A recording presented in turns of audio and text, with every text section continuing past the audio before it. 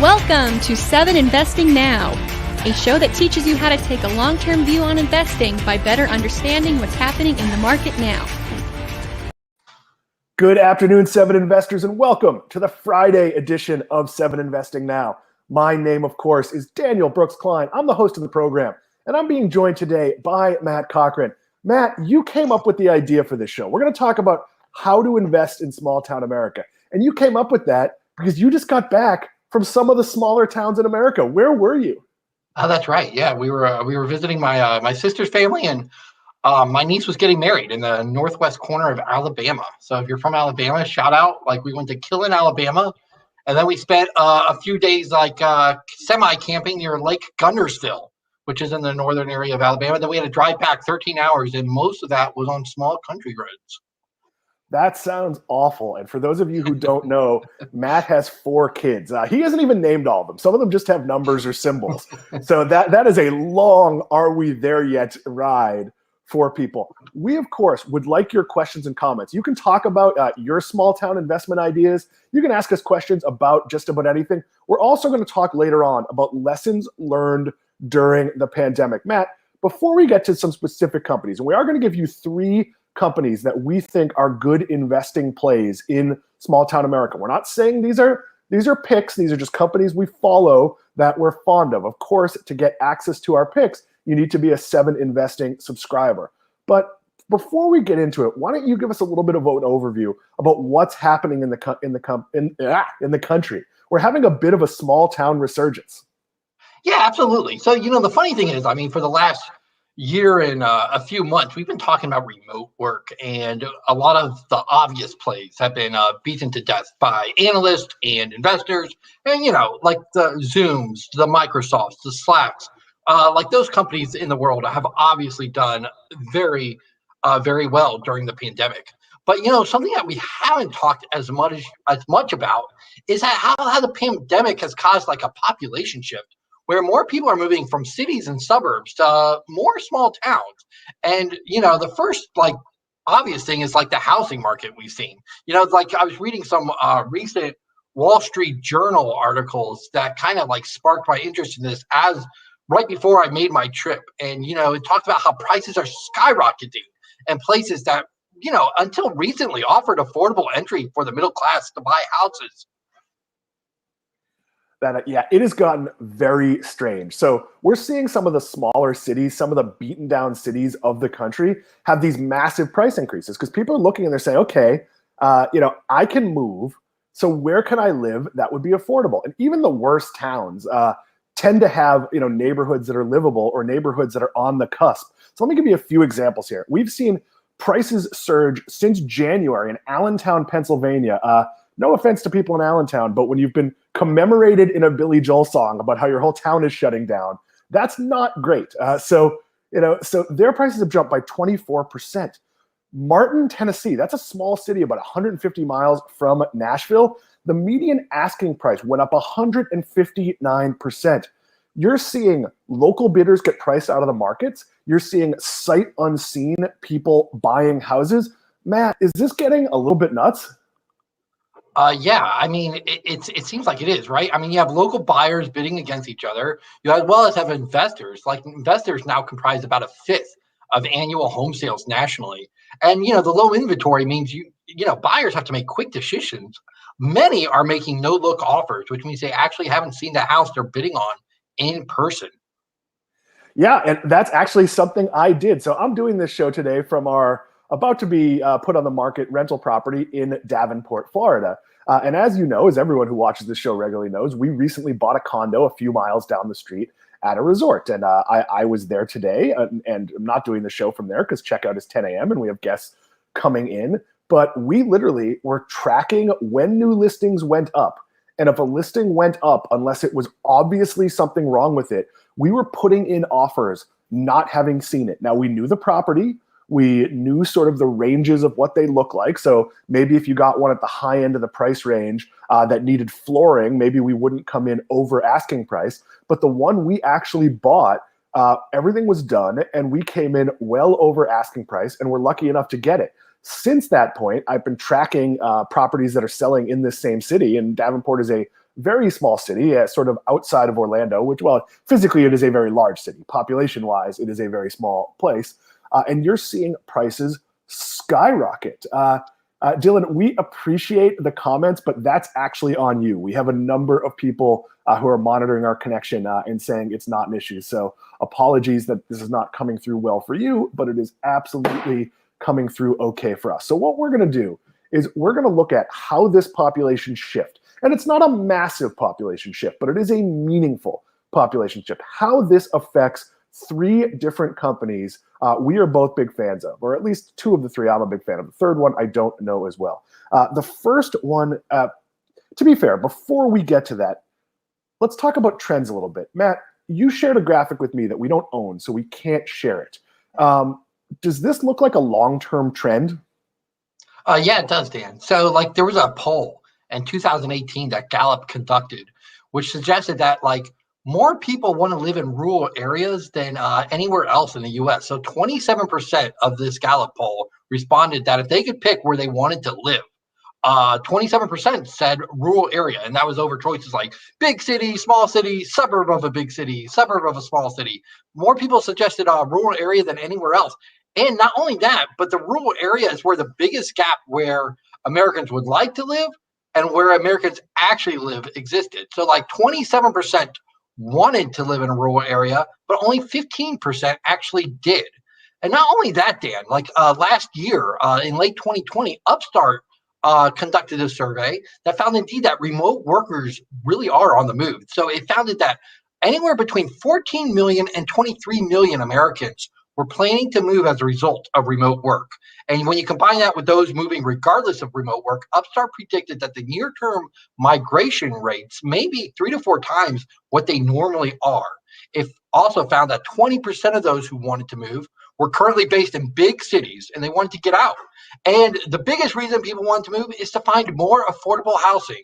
52.5% said they were planning to move to a house that was significantly more affordable than their current residence. And all those things just make sense. I mean, right, Dan? I mean, what we're talking about, if you can make the same or almost the same amount of money working remotely, you know, a lot of people want to like bow out of there's really high mortgage rates or, high housing prices they have in the city and can move somewhere else for like a fraction of the price. Yeah, that's actually what we did when we first moved to Florida. Like we were living in Connecticut. Connecticut is a very expensive place to live. And admittedly, we wanted to live downtown in the city, so we didn't go as cheaply as you could go. But we bought a small 3-bedroom condo, and for the same amount of money we were spending in Connecticut, we had access to a beautiful pool and a gym and all the downtown amenities. So the problem is now someone who wanted to do that might not be able to do it. We sold our condo for about 50% more than we paid for it. And I don't know that the housing market in Connecticut is 50% up. So you're seeing some real trends. You're also going to see, I think, people moving into places that maybe weren't doing so well. But if you see a big influx of people, that can turn communities around. So this is going to be interesting. It is going to be a big trend to watch going forward. But Matt, let's not say all 3 companies we're going to talk about here. Let's do them one by one. And all right. I'll let you go first here because I know you've got some graphics as well. But the first company we're going to talk about is Dollar General. I am about 3 miles down the road from Dollar General in one direction, and then there's another one about 7 miles down the road in the other direction. This is a company that really, really understands its market. And I'll point out, while Davenport, Florida has a big mix of wealthy homes, it's largely, I think the median income is in like the 40,000s. It is not a wealthy place. So it fits directly in to the Dollar General model. Matt, your thoughts on Dollar General? Well, yeah, before we get into the specific numbers, just anecdotally, like we were in, when we were in Alabama and we were like visiting, we're doing a lot of hikes and boating and things like that. And at one of these parks, there was a nature trail. And I forget the name of it, but it was the guy who had first explored that park. It was called, that guy's name, Boulevard. And we had a park ranger leading the tour, and he made a joke, and he goes, the only, what is different about this boulevard than any other boulevard in Alabama? And he goes, on this boulevard, you won't find at least 2 Dollar Generals. And it's because, like, when you go in small town America, you can't go anywhere without running into a Dollar General. And I mean, if you live in a big city, I understand, or I understand why you wouldn't really be familiar with this store. Like before my parents moved to rural South Carolina, like a few years ago, I don't think I've ever been to a Dollar General. And I know we have some around, but like there's really no reason for me to. But like when they moved, like the nearest Walmart was probably 10 miles away, but there was a Dollar General about a half mile away. And so, when you need to run to the store to get some milk or like, whatever else you might need, a snack or anything, you're going to the Dollar General. There was nowhere else to go that was even remotely close. Dollar General. Let me jump in. Dollar Yeah. General serves areas that are underserved by supermarkets. 100%. They also sell in quantities that are definitely aimed at people for whom money is tight. You probably cannot go into your Publix or your Stop and Shop or your Kroger or whatever it is and buy a half a roll of toilet paper. And I make that joke. I've said it before in the show, but it's actually true. You can go in and buy that type of quantity at a Dollar General. And the reason for that is some of the people shopping there, that's kind of what they can afford at the moment. They can buy one can of soda, not necessarily a 12-pack at a time. And I recognize that there's other places you can buy a can of soda, but Dollar General isn't doing the markup. This is a company that is incredibly focused on serving an underserved audience and really knowing what they need. So the merchandise varies. I'm in sort of a tourist area, so the Dollar General stocks things like pool noodles that it wouldn't necessarily stock at the one that was next to the college campus where I lived in Connecticut, which was the only one around there, and that made sense. A lot of college students don't have a car. They're limited as to where they can go. So this is a company that they're not catered to me. I walk into the store, and I actually find the stores disheveled. I don't like sort of how crowded they are, but if I needed some dog food, a USB cable, a beach towel, a coffee can, who knows what else. You can buy all of these things in this one stop. So does it speak to people that need to just like shop on a day-to-day basis? Yes, it does. Does it speak to the tourists in the area? Absolutely. This is a company that's adding about 1,000 stores a year. And it's worth noting, this is not a company you judge by same-store sales. We'll probably throw those numbers out at some point. But basically, Dollar General knows where to put a store. It gets up to speed very quickly. And then its sales variance is not going to be that high. Matt, why don't you jump in with some of the specifics? Yeah, absolutely. Sam, if we have that graphic, can we just throw it up? It's from a recent investor relations page they did. So they have 17,000 stores in the U.S., which is an incredible number. It would almost make you think, like, how much more can they grow? But actually, this year, the company plans to execute 2,900 real estate projects. That includes 1,050 new store openings, 1,750 store remodels, and 100 store relocations. And so, and that's what they do. I mean, you almost have to think of it as a glorified convenience store. At least that's how I think of it, Dan. It's really, it doesn't fit it neatly into any other retail category, but it's more like a convenience store on steroids. And they're so, like, the locations that they could pick are almost endless. So it's a convenience store of the old school. When I was a kid growing up in Swampscott, Massachusetts, there used to be a little market on my way to school. It was called Paul's Market. And you could buy like ground beef and bacon and pancake mix and also the stuff you get at a 7-Eleven now. Not that 7-Eleven doesn't have some of that. Dollar General is that to the exponential degree. I mentioned things like USB cables and towels, and they'll sell housewares, and you need some cheap paper plates. They're going to have that. It's a very densely packed store. The shelves are absolutely crowded, and as I said, they're not particularly well organized. But there is a lot going on in those stores. We're going to talk next about Tractor. Oh, go ahead, Matt. And I was just going to say, I was actually looking for the book on my shelf, but like I actually, here it is. So I actually read the founder's autobiography of Dollar General. And it's really interesting. They get the small town store. I mean, they get that small town market because that's where their roots are from. Like they started in like this podunk town in Kentucky where they operated for years, and they would just go to like neighboring towns, like and like buy stores that were in trouble or things like that. And they grew from there. And like when they moved to like Nashville, Tennessee, I think like that was like moving to the big city. Like when they moved their corporate headquarters there. I mean, they get the small town market because that's where they're from.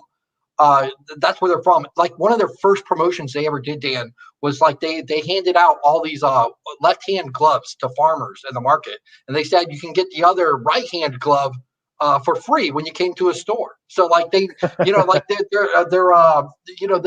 get that market very well.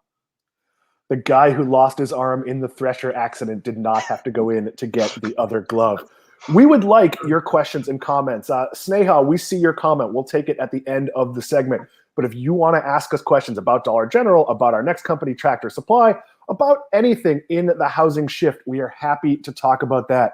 We also know that it's Friday, and many of you are going to be watching this show passively, perhaps checked out a little bit. We appreciate that as well. So Tractor Supply is a company that our mutual friend, Emily Flippen, put on my radar. It's not a company I'd ever really thought about. And then I realized I'd driven by a Tractor Supply for 2 years on the way to work. There's one in Manchester, Connecticut, where I used to run the toy store. And what is Tractor Supply? It's the largest rural lifestyle retailer in the United States. What does that mean? They serve people who have farms and gardens and who live in places where you have to take care of the outside of your home. Matt, this is a little bit foreign to me. I feel like plants curl up when I walk by. Like they sell baby chicks at Tractor Supply, only seasonally. You can only buy chicks at certain times a year. They will actually mail them to you, which seems dangerous. I feel like the baby chicks will just keel over if I come in. So I am not the target audience here, but this is a company that knows its audience incredibly well, and they have no competitors. Tractor Supplies are in places where the nearest Walmart might be a 20-minute ride away, where the supermarket isn't selling the things that Tractor Supply sells. So this is a company that's located incredibly well. They're incredibly in touch with their audience, and they really just understand what they're doing. And they had a blowout quarter. Now, mind you, some of this is fueled by what we talked about earlier. All these people who lived in the big city that are moving to rural areas are, and I think many of them will become disenchanted with this, but they're like churning their own butter and building chicken coops and planting crops and all sorts of things like that. So in the most recent quarter, net sales increased 42.5%. Comparable store sales were up 38.6%. Diluted earnings per share were up 118%. E-commerce sales grew by triple digits, and the company has raised its EPS range to $7.05 to $7.40 for the full year, up from $6.50 to $6.90. So I actually think this is sustainable. Now, are they going to be putting up double-digit growth and even triple-digit growth every quarter? No. But as we see this population shift, I don't think you're going to see Targets opening up in these markets. I don't think you're going to see Walmart put in stores to serve. Now, will there be some things on the fringes? Yeah, absolutely. Some of those bigger, small cities we talked about that are big and spread out, like where I am in Davenport, Florida, where there's absolutely dense population in certain places, but there's also rural community areas and people with farms and people with land. So yeah, you might see some growth of the other chains, but for the most part, you are seeing more people move to where Tractor Supply is, and that's going to be very, very good for this company. Matt, you had a graphic for this one as well. Yeah, Sam, why don't you go ahead and throw up the Tractor Supply business? But yeah, like Dan, all the numbers you talked about, customer traffic was up 21%. The average price ticket for visitors was up 17.6%. But Dan, the number that really stands out is the triple-digit e-commerce growth for the fourth consecutive quarter. That's incredible numbers right there. It is. It's also worth noting, and you can take the graphic down, Sam, that growth is coming kind of from nothing. This is really an in-person company. It's mostly things you want to do. So the pandemic brought in more audience. That's obvious by the 21% increase in traffic. But it's also a wealthier audience. If you downsized but kept your job, or maybe upsized but moved to a cheaper home, and you're still making the money you were making in the big city, you have much more money to spend. You might also be seeing an audience moving into these places that's simply more comfortable with e-commerce. If you were an in-person Tractor Supply customer, it's very likely that during the pandemic, once things subsided and became safe to go out, you probably liked that routine. I know any place I shop in person, I've largely gone back to shopping in person. This is a steadily growing company. It's not one people talk about very often. And I think it's just a steady retail winner. And competing with them would really involve another company making a really significant investment And I don't see that happening. Go ahead, Matt.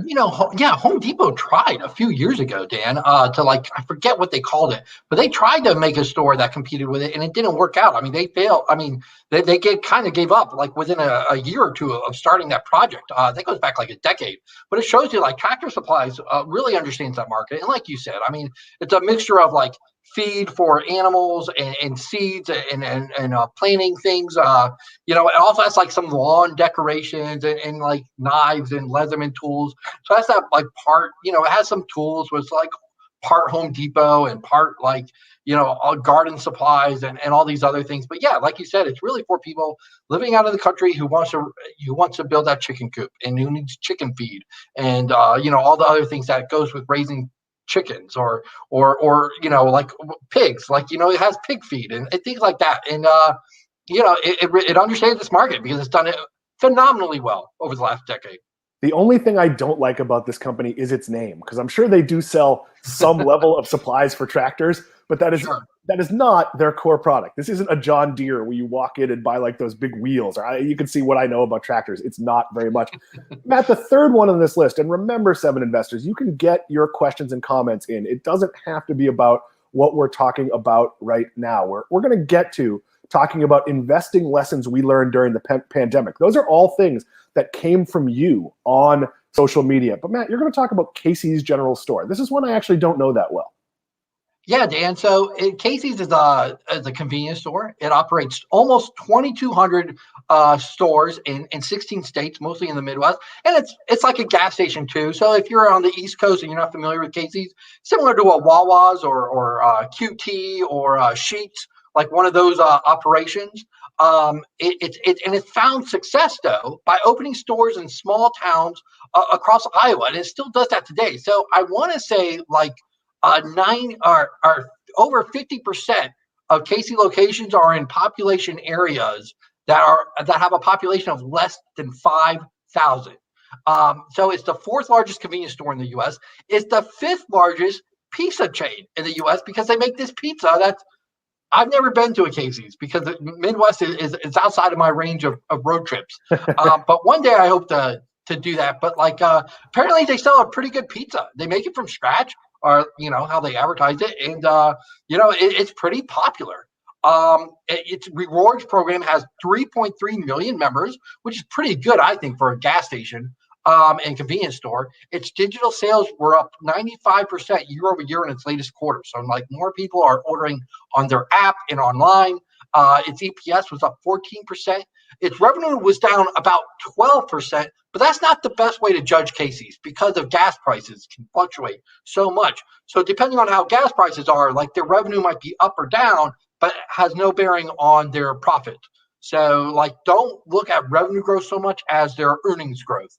And Casey, Sam, we also have a graphic for Casey's that we can show. So you can see over the last decade plus, their revenue's grown at 7.1%. Their inside sales. So this is the high margin food they sell inside. So this is really important. Their inside sales have increased by almost 10% since 2009. Its fuel gallons have risen too, and it keeps growing units. So it's grown its units by about 4% at a compound annual growth rate over the last decade. So it's expanding, it's opening up new distribution centers. But the thing you really want to watch is their earnings growth and the inside store sales, because those are the much higher margin products that they sell on the inside of the store than the gasoline sales. One of the things that's important to bring up about all of these stores is they're really, really good at picking locations. And if you pick locations right, it becomes very, very hard to compete because Dollar General is established. Tractor Supply, Casey's, they're established in their markets. If you go in next to a Casey's and open a Wawa, of course Wawa has some of its own fans and there might be some excitement, but the people who go to Casey's are probably still going to go to Casey's. So, it's very much like how difficult it is to compete with, say, Dunkin' Donuts in parts of New England, where the small town, the core of the town is the Dunkin' Donuts. That's true in the town I grew up in. There are other coffee chains there, but definitely sort of the town hall is the Dunkin' Donuts. Matt? Yeah, absolutely. And so one more thing, Dan, I actually just pulled up those numbers. So 57% of Casey stores are still found in areas with populations of 5,000 or less, only 17% of Casey's locations are in areas with populations of 20,000 or more. And a lot of times they built that out, but the area just grew up around it. So to your point, they're excellent at picking out these underserved areas. That's like the thing that just keeps coming up, right, Dan? Like these underserved areas that Dollar General and Tractor Supply and Casey's too have found a way to exploit and turn a nice profit to doing it. So before we seg into our next topic, I wanted to take the one comment from Sneha. We promised we would. So Sam, if you want to bring that up. Hi, Dan and Matt. On the topic of housing, how do you compare Redfin, Zillow, and Open Door? And I'm going to take a cop out here. Matt, you're welcome to weigh in. I will start with the caveat that I am probably outvoted by members of the team that are fans of these companies, and I am not. I don't own any of these, and here's why. They're operating in a space where the margins are already low. A real estate commission is 6% at the max. Now, when they're doing something like iBuying, that gives them some leeway where you already would have been paying that commission, so they can, they're paying you less, but you don't have to pay your realtor. But it's really, really tight. And to me, I don't see that real estate is something that needs to be disrupted. I like working with a realtor who's a person who knows the market. When we were looking for our condo, I did approach through Zillow, and Zillow assigned me to someone who wasn't any good and didn't keep in touch and didn't send me what I was looking for. I wanted someone who wasn't going to send me every 3-bedroom. I only wanted to see 3 bedrooms in resorts or 2 bedrooms in resorts. And I found it a pretty bad experience, whereas the real estate experience with a realtor is actually really, really good if you pick the right person. And I understand some people think 6% is high, but compared to what they're trying to do with iBuying, it is not high. And in terms of trying to sell it yourself, yeah, in some markets you can do that, but that's also difficult as well. Matt, I think you disagree with me on this one. Yeah, so what I'll say is this. Out of those 3 companies, I like Redfin the best. I think there's a way to make the whole process of getting a mortgage and buying a house and selling a house more simpler and cheaper for the end buyer and seller. And I think Redfin has the best chance of doing that. Open Door is making that process very simple, but it's also charging more. And I'm not sure if there's too much of an appetite for that. So Open Door is actually the one I like the least. Zillow, I'll take a cop out. I don't know it as well as those two, but I do have a small position in Redfin. Before we hit the home stretch here, Matt, let's talk a little bit about the past couple days. So we're only a few days past the first of the month, and the first of the month is where our new when our new recommendations come out. So as a member, you get access to our recommendations. You get access to the videos of our recommendations. These are 25-minute, 35-minute, really long pieces where we lay out a case with a whole PowerPoint presentation, and everyone on the team gets to ask us questions. So not only do you get our take on the stock we're picking, you also get our answers to the questions and objections of the other members of the team. On the 3rd Friday of the month, we are going to do our new member call. That is where new members to the service get to log in and learn. We talk about how the service works, even basic things like how to open a brokerage account. And then, of course, we do our subscriber call. That's a 90-minute call where people can ask us about our ongoing picks. And I think the new member call this month, Matt, is going to be especially busy because we announced something a few days ago. We announced that our prices are going to increase. So right now, our prices are $17 a month or $170 a year. And if you join through July 7th, you get those prices, not just for the year, not just for the month, but forever. So if you become a founding member, someone who joined in our early days, we are never going to raise your price. So you still have about 4 weeks, a little more than 4 weeks, to lock in that pricing. After that, if you don't join, you're going to pay $49 a month or $399 a year. Matt, it's a value even at that. And I know I work here and I'm biased, but we're raising prices largely because people told us we were crazy to charge so little. I'll let you weigh in before we hit the home stretch here. Yeah, absolutely. I mean, please take advantage of this. You have a little over a month left to lock in these prices, which is just, again, biased. Of course, I'm biased, but I just think it's a phenomenal value for what you get. Absolutely. So I asked the question on Twitter, what investing lessons did you learn from the pandemic? And when I ask a question like that, I usually am the first one to throw out an answer. So Sam, if you want to throw up my answer, that would be fabulous. assuming Sam has these answers. If she does not, there we go. I'll say the lesson I learned is that the best companies are 2 steps ahead, which helps a lot when the unexpected happens. So I've talked about McDonald's a lot before. You could talk about Domino's. It's not limited to food companies, but Target and Walmart would also be great examples. Target and Walmart didn't pioneer curbside pickup or work on same-day delivery because they thought we were going to have a pandemic any more than they stocked up on, axes because a zombie apocalypse is coming. Like, they were engineering for a future, and that work they did paid off. So that's the type of thing we are talking about here. We're going to start with one from Ken McInerney, who I was actually chatting with earlier today. He says, I don't know where I heard it, but it would be thinking long-term investing over wanting to be a quick, shrewd player. Got burned enough times dumping a stock too early. Can't think a trade the other way that was just in time. Woo! Matt, your thoughts here. No, absolutely. Look, if you had asked me in March 19th or March 20th, 2020, I think that's when the market bottomed. What the next weeks or months were going to hold for the market, I would have easily predicted just more pain. That was the time, nobody knew how serious the pandemic was going to be. Nobody knew when the economy would reopen. Things were looking the bleakest. And I thought for sure the market wasn't going anywhere for a long, long time. And how wrong was I? If you were trying to get in and out of these companies that we invest in, there's no way you would have missed so much of that move up over the last year.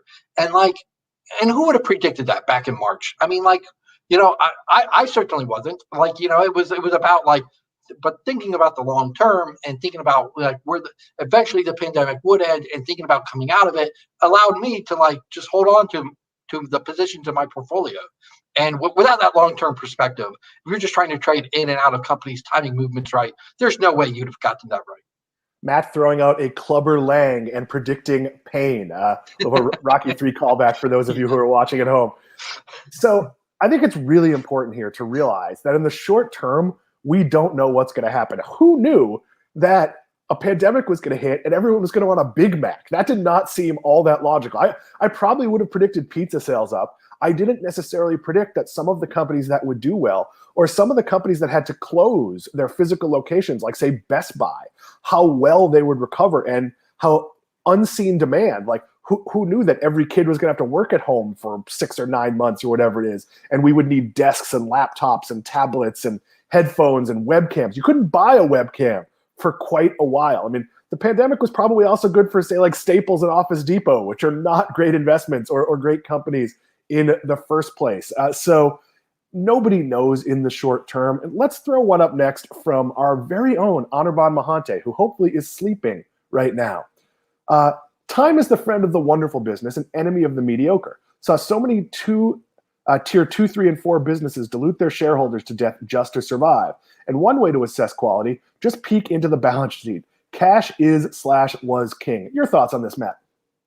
Well, one, the balance sheet, definitely. If you have cash, you have some optionality. You don't have to worry about immediately surviving any crisis. You have a little bit of leeway there. So 100%, balance sheet strength is something to always look at. And the other thing too about the difference between mediocre companies or higher quality companies. Look, the ability to innovate and to think on your feet and to roll with the punches, so to speak, sticking with the Clubber Lang, sticking with the Clubber Lang theme here, the ability to roll with the punches for companies is so underrated.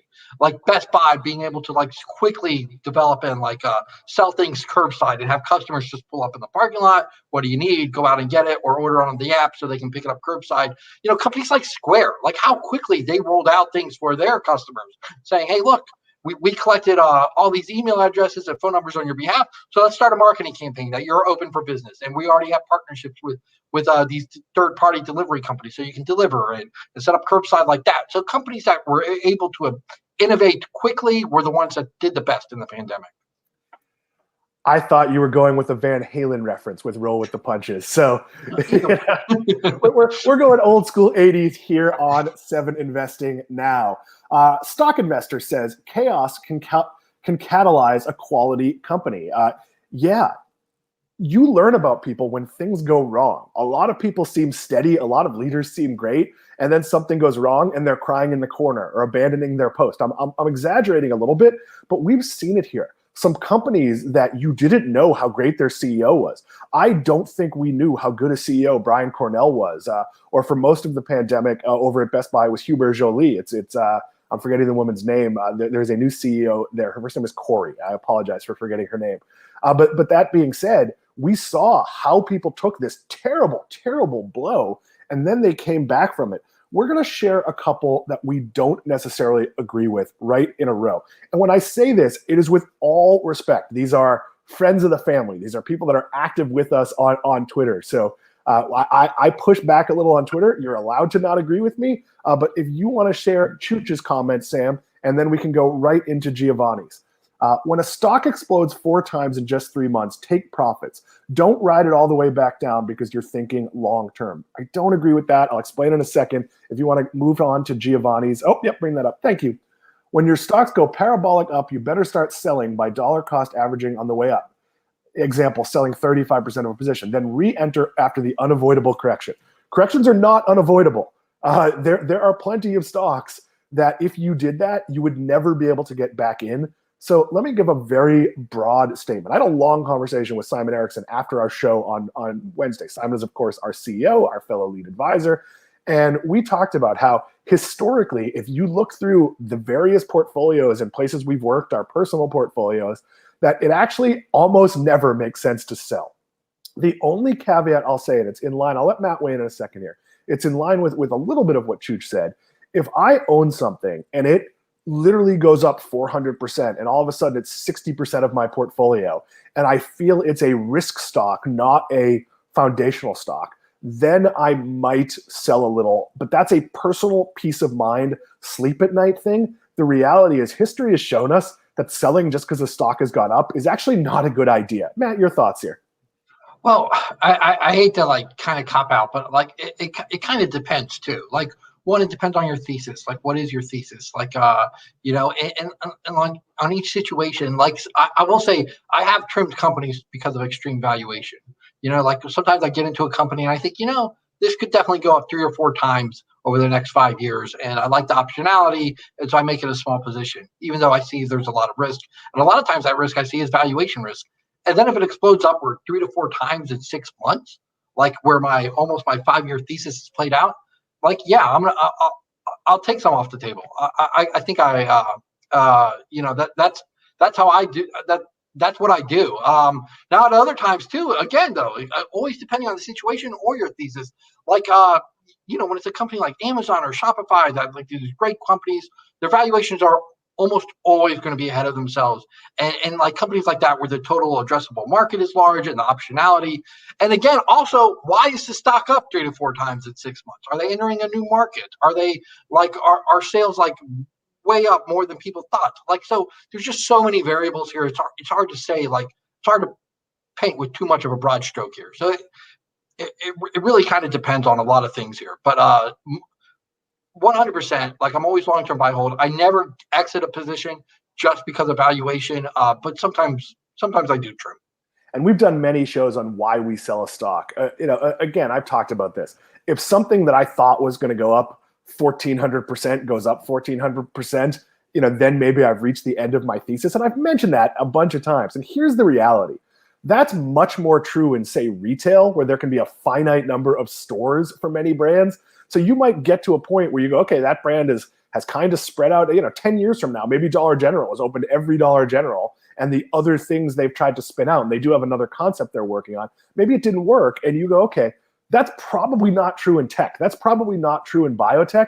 So I've said this many times on air, but the reality is I've never actually had it play out in my real life investing story. I've never seen a company that I believed in not find some new avenue for growth and sort of actually hit the end of the investing thesis. We're going to get to a couple more here. I just want to say I appreciate how many of you, we're not even going to be able to use half of the ones I have on my list here because we're bumping up against time and the fact that I have to drive home in what's going to be a very, very rainy day and want to take it very slow. I don't know, Matt, if you've driven the Florida Turnpike. It's absolutely terrifying when it's rainy. It basically becomes a river on both sides of you, and it's a 2-lane road, and you can't see. So we're not going to go quite as long as we normally do. But I want to take one from our very own Brock Briggs as our next to last one here. If you're kept up at night worrying about your portfolio, something is wrong. Allocation, selection, or some combination. I feel really confident in that one. There were points during the pandemic where I looked at my portfolio, and it was a sea of red. It was ugly. It did not look great. And none of it, I went in my head, I said, did anything change about these companies? And I went, no, we're in a pandemic. Like these companies may suffer for a year, 2 years, who knows what it is. Do I believe they'll turn it around? Yes. Now, those of you who are 7 Investing members, and if you're not, that is, of course, 7investing.com/subscribe, you will know that my pick last month, not this month, last month, was a company that I didn't buy for much of the pandemic because I was worried about long-term survivability, or at least a Chapter 11 wiping out shareholder equity. And once a corner was turned where that was no longer a concern, it became one of my favorite investments. And I think one of the investments that has the most upside. Matt, you sleep well at night, right? You don't worry about your portfolio. Well, yes. And so it's like Rocky Balboa, sometimes your company has to take a punch and get back up. So sticking with the Rocky theme there, yeah, absolutely. Like you have to know why you hold the companies in your portfolio. You have to know why you believe those companies will do well over the long term. And you have to understand also that the name of the game is that there will be volatility along the way and that they will go down 20%. And if you don't know why you own those companies, like your faith will be severely challenged during those times, and you will lose sleep. You will be thinking about it, your portfolio, when you should be thinking about other things. So definitely, again, like you said, Dan, not to toot our own horn here at 7 Investing, but one of the advantages is when we suggest companies, it's not just a ticker like in a tweet or the bull thesis explained in a couple of tweets on Twitter or something like that. You're getting a 2,000 to 3,000 word report explaining why, like the thesis in this company, and you're getting regular company updates on it. But you have to know why you hold the companies in your portfolio and why you think they'll succeed. And we don't even own a horn. Sam Bailey, we should put that on the marketing acquisition list. We should get a horn so occasionally we can toot our own horn. Right now, we'd be tooting a borrowed horn, and that is not nearly as good. It's not the same. It's not. We're going to take the last one here from Buddhist Investor. And again, I apologize to the many I didn't get to. There were a lot of them on the list here. But I thought this one, in line with it being a Buddhist investor, I have no idea if Buddhist Investor is actually a Buddhist. Patience is very boring, but the results are exciting. We can't emphasize this enough. We talk about get rich slowly, and I get it. It's really fun to be like my friend who bought some Dogecoin and forgot about it and went into the account and realized he had $70,000. That's great, but that's like when someone gives you a scratch-off lottery ticket for your birthday and you scratch it, you win $10,000. That wasn't planning. That wasn't strategy. You're not in the know. That's like if I go to the casino and I'm playing 3-card blackjack, and get a 4 of a kind. That never happened to me. That happened to our friend and colleague, Matt Frankel. And that is so rare that they actually had to watch the tape to make sure he wasn't cheating. And the payout on, what was like a $60, $70 bet when all is in, because you don't pull any of your bets back, it was like a $4,500 payout. That's not because he's brilliant. That's because the cards felt that way and he knew the basic way to play. So yeah, most of your riches are going to be about being patient. Matt, I'll give you the last word. Well, I mean, it goes back to the famous Warren Buffett line, right? Like when asked why, he was told what he did was pretty simple. He bought great companies and great businesses and held on to them. And he was asked why didn't more people do it the way he did it? And he replied, because most people don't want to get rich slowly. But patience pays many dividends, figuratively and literally. And that's what you'll be rewarded for as an investor. Yes, there's a lot of FOMO out there because you see some of these cryptocurrency coins, that don't even have a purpose, some more than others, I guess, but they'll explode in value and then get decimated over the next week or whatever. There's a lot of FOMO out there, but if you buy great companies and you hold for the long term, history has shown that you're going to be rewarded for that. And I know this isn't a universal rule, but here's where I am on some of these things. if I can't explain why something is going to gain in value, then I probably don't want to own it. And we talked about AMC on the Wednesday show. We've talked about GameStop many times. Obviously, there's people who understand the crypto market and make a thesis for why you should buy certain coins. And I might listen to those people and adopt their thesis. But there is not a person on earth who could look at GameStop or AMC and make a case for their valuation. So to me, at some point, that's a bubble. That's a balloon. Eventually, it gets deflated.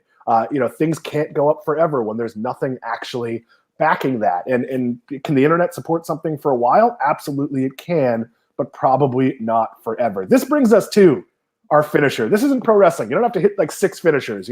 Nobody gets up from 3 elbows off the rope or 2 F5s. Here, we're going to do the finisher, and we're going to do it once. Though in Rocky 3, Rocky did fight Hulk Hogan too. So, there's wrestling theme here too. We are bringing up Thunder Lips. There was a summer where I was at camp, and I taught, I don't even remember what I taught, journalism maybe, and someone else was teaching video. And the only movie we had in our little mocked-up video studio was Rocky 3, and we had the Simpsons episode where Homer plays softball.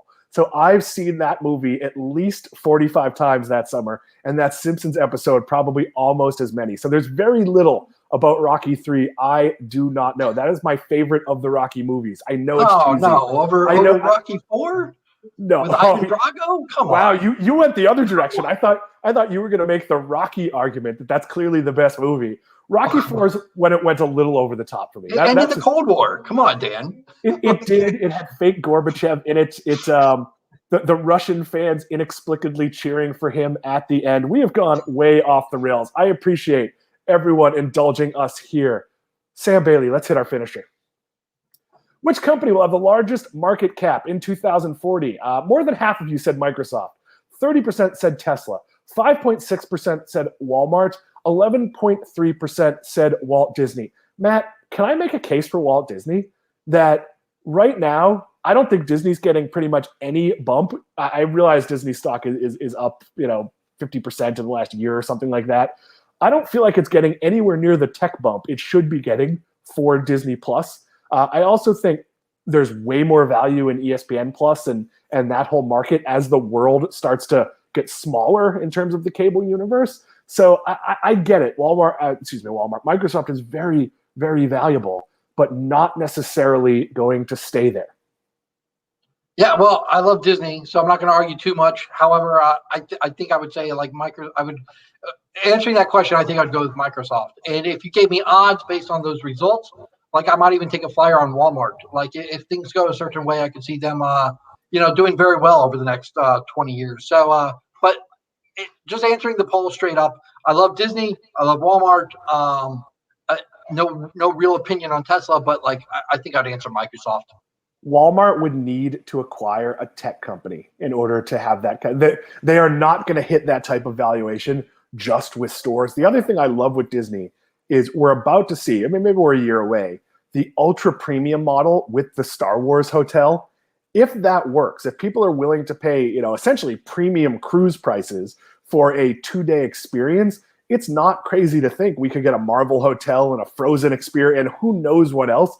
So Disney's ability to go way upscale and then maybe even lower prices to make the parks more democratic and make more people get in, I think there's a ton they can do there. But with that, we're going to close the Friday edition of 7 Investing Now. If you'd like to get in touch with us, it is info@7investing.com. If you'd like to interact with us on Twitter, it is @7investing. That is the number 7, the symbol @7 investing. We are very active on Twitter. And of course, if you would like to subscribe, remember, you have to subscribe by the end of the day on July 7th to lock in the current pricing, or else it goes way up. That is 7investing.com/subscribe. For Sam Bailey, for Matt Cochrane, I am Dan Klein.